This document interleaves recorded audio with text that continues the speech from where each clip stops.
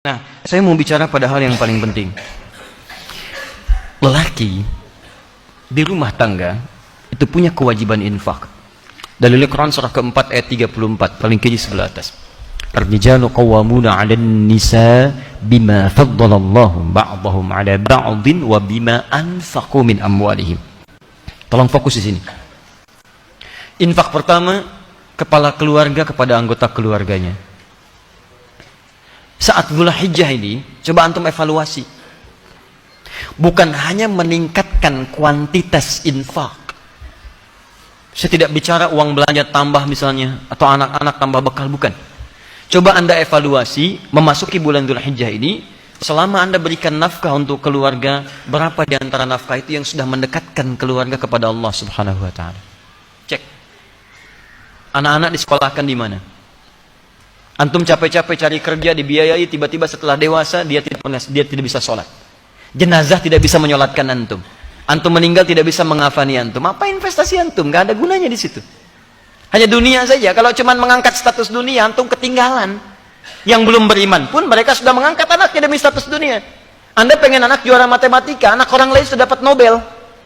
Makanya saya katakan, kalau berlomba untuk urusan dunia itu kecil. Nilainya nggak ada. Celupkan air ke dalam gelas, angkat sedikit, tetesan pertamanya dunia. Cuma segitu nilainya. Tidak berlomba untuk akhirat. Begitu anda lombakan anak anda untuk akhirat, maka dia akan jadi pemenang termasuk dalam urusan dunianya. Ya, dunia itu seperti bayangan. Kalau antum kejar-kejar, capek, nggak akan ketangkap. Ayo silahkan kejar bayangan, pulang di sini kejar tuh terus. Ya, capek antum. Caranya berbalik dari bayangan, maka bayangan akan mengikuti anda. Cari akhirat, anda tidak akan ketinggalan dunia.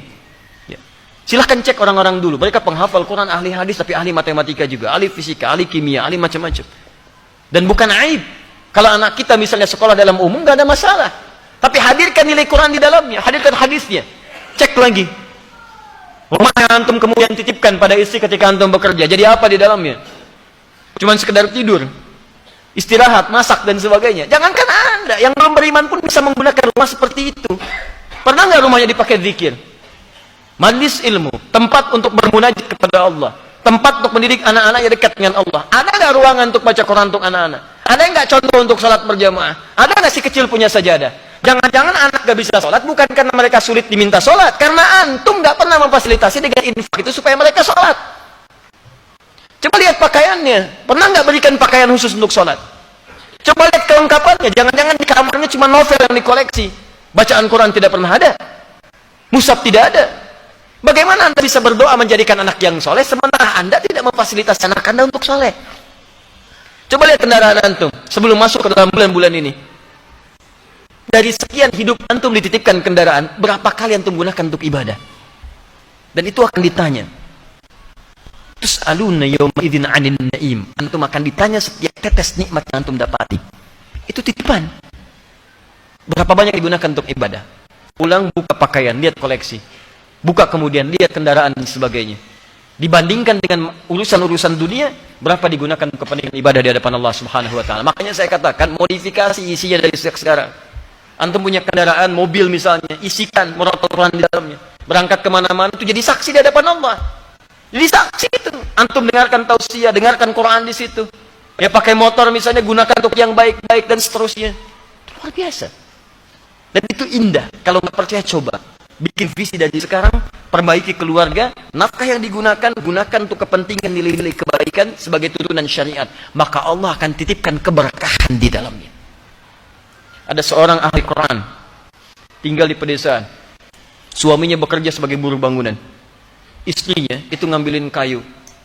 Masya Allah, kadang-kadang tidak malu. Dia ke sawah dan sebagainya. Tapi tahukah antum, istrinya hafizah penghafal Quran. Anak-anaknya penghafal Quran. Suami pulang ke rumah, cuma 500.000 dibawa. Tapi tidak pernah ada keluhan di lisannya. Yang dia katakan, Masya Allah, Alhamdulillah, Abi bawa uang banyak sekali. Setiap tamu datang dimuliakan oleh beliau. Makanannya, segalanya, macam-macam. Ada keberkahan di dalamnya. 500.000, tahan dalam sebulan, disebut banyak. Dan ada keberkahan di dalamnya. Antum 5 juta, 15 juta masih merasa kurang, butuh berapa lagi? Coba cek lagi.